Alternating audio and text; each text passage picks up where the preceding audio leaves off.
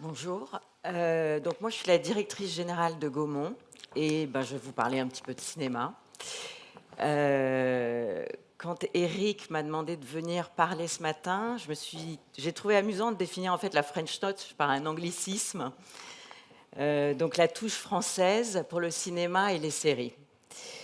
Donc on ne peut pas parler, en fait, je vous fais un petit historique, je reviens un tout petit peu en arrière sur l'exception culturelle. L'exception culturelle, en fait, ça peut paraître un petit peu complexe, voire même un mot un peu arrogant. La réalité est que l'exception culturelle, en fait, c'est une vraie invention française. Elle a traversé tous les régimes politiques, monarchies successives, depuis François Ier, qui crée le dépôt légal, qui est ancêtre de nos archives, et surtout impose la langue française en 1539. Louis XIII et Richelieu avec la création de l'Académie française, Louis XIV qui crée l'opéra, la Comédie française, les Gobelins sèvent.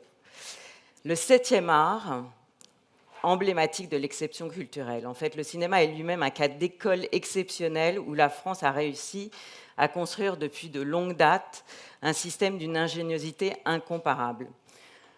Dorénavant, parler du soutien du CNC, c'est parler de la production. En fait, tout ça revient sur les accords Bloom et Byrne en 1946, donc ça remonte à loin. Donc en fait, il y a un écosystème et un schéma en France qui permet en fait au financement en fait, de la création audiovisuelle, cinématographique et de l'animation. Donc cette préservation de ce modèle exceptionnel n'est pas simple, mais c'est un modèle que l'on nous envie. La France a la chance d'avoir une véritable industrie cinématographique, une filière, un écosystème. Nous sommes le premier en Europe et le 5e dans le monde.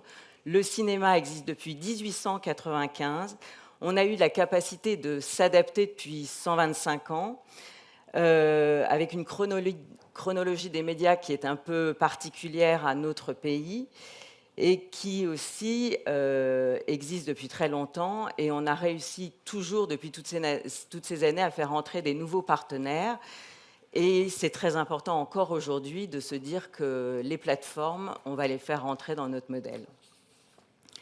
Donc à l'ère numérique la globalisation, chacun préserve son identité et sa spécificité. On le constate dans les séries, en fait. Les Anglais font Downton Abbey, les Coréens Squid Game, les Espagnols Casa del Papel et nous, Lupin. Je pense qu'il y a de la curiosité pour tout ce qui se passe ailleurs dans le monde. Notre capacité à séduire à l'extérieur de l'Hexagone est également grande. En fait, les plateformes permettent au contenu de voyager beaucoup plus rapidement tout en conservant leur ADN. Ce que nous appelons dans notre jargon glocal est un savant mélange de global et de local, et qui est vraiment important dans le monde dans lequel nous sommes aujourd'hui. Donc, comment est-ce qu'en fait Gaumont, au milieu de tout ça, survit? D'abord, cette société a 125 ans, donc c'est la première dans le monde cinématographique. Donc un catalogue important, des films, et comment est-ce qu'on va chercher des films aussi différents que Tout simplement noir, Adieu les cons, Illusion perdue ou Aline.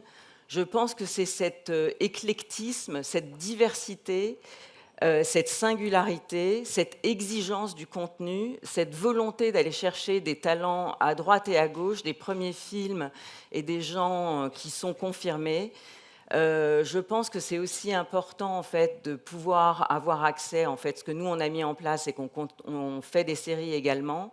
Donc on fait aussi bien Narcos que Lupin, et on a des passerelle entre les talents qui passent de la télévision au cinéma. Et je pense que c'est ce qui fait aussi la spécificité de notre époque, d'être capable de raconter des histoires, quels que soient les supports. Et quels que soient les supports, voilà, c'est la nouveauté. C'est aujourd'hui la manière dont on peut être le plus ouvert à la création en France, et en fait d'essayer de faire venir les talents les plus récents et les plus anciens. Et je ne sais pas pour moi si c'est de la French touch.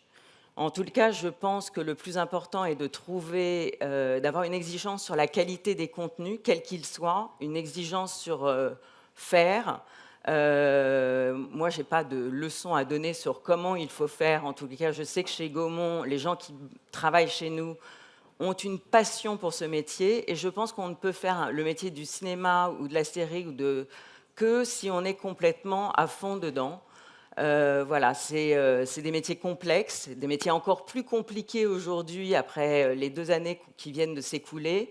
Faire revenir le public en salle est quelque chose de difficile. Je pense que ce sont finalement les choix que nous faisons et l'offre que nous faisons qui permet de faire revenir beaucoup de monde en salle. Je pense que cette exigence et cette volonté de faire fait partie probablement, pas forcément de la French Touch, mais en tous les cas des qualités que l'on peut requérir pour essayer voilà, de drainer un maximum de choses, d'être le plus ouvert possible, le plus à l'écoute, et d'essayer voilà, de faire en sorte que notre cinéma demeure quelque chose d'envier, de convier, et qu'on ait envie en fait de se l'approprier. C'est vrai que quand on va à l'étranger et qu'on dit qu'on a 125 ans d'existence et qu'on a toujours pignon sur rue, les gens sont extrêmement curieux de savoir pourquoi, comment. Donc voilà, je voulais juste vous dire ces quelques mots ce matin et vous remercier d'être très nombreux à m'écouter. Merci.